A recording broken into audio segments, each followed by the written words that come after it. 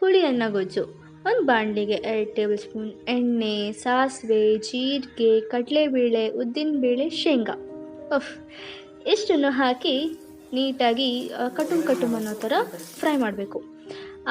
ಅದಕ್ಕೆ 2 ಒಣಗಿದ ಮೆಣಸಿನ್ಕಾಯಿ, ಕರ್ಬೇವಿನ ಸೊಪ್ಪು, ಸ್ವಲ್ಪ ಜಜ್ಜಿರೋ ಬೆಳ್ಳುಳ್ಳಿ ಇಷ್ಟನ್ನು ನೀಟಾಗಿ ಫ್ರೈ ಮಾಡಬೇಕು, ಹಸಿ ವಾಸನೆ ಹೋಗೋ ತನಕ. ಅದಾದಮೇಲೆ 1 ಇಲ್ಲ 2 ಈರುಳ್ಳಿ ಹಾಕ್ಕೋಬೇಕು, ಅದು ಆಪ್ಷನಲ್. ಅದನ್ನು ಹಾಕ್ಕೊಂಡು ಸ್ವಲ್ಪ ಉಪ್ಪು ಹಾಕ್ಕೊಂಡು ನೀಟಾಗಿ ಮಿಕ್ಸ್ ಮಾಡಿಕೊಂಡು ಸ್ವಲ್ಪ ಜಾಸ್ತಿನೇ ಹುಣ್ಸೆಹಣ್ಣು ಹಾಕ್ಕೋಬೇಕು. ಹುಣ್ಸೆಹಣ್ಣು ಹಾಕ್ಕೊಂಡು ಉಪ್ಪು ಹಾಕ್ಕೊಂಡು ಒಂದು ಅರ್ಧ ಟೇಬಲ್ ಸ್ಪೂನ್ ಖಾರದ ಪುಡಿ ಹಾಕ್ಕೋಬೇಕು. ಈ ಪೌಡರ್ ಹುಳಿ ಅನ್ನ ಗೊಜ್ಜಿಗೆ ಅಂತಲೇ ಮಾಡಿರೋದು, ಇದನ್ನ ನಾನು ಮೆನ್ಷನ್ ಮಾಡಿರ್ತೀನಿ. ಅದನ್ನು ಹಾಕ್ಕೊಂಡು ನೀಟಾಗಿ ಮಿಕ್ಸ್ ಮಾಡಿಕೊಂಡು ಸೈಡಲ್ಲೆಲ್ಲ ಎಣ್ಣೆ ಬಿಡೋ ತನಕ ನೀಟಾಗಿ ಫ್ರೈ ಮಾಡಿದ್ರೆ ಹುಳಿ ಅನ್ನ ಗೊಜ್ಜು ರೆಡಿ. Thank you.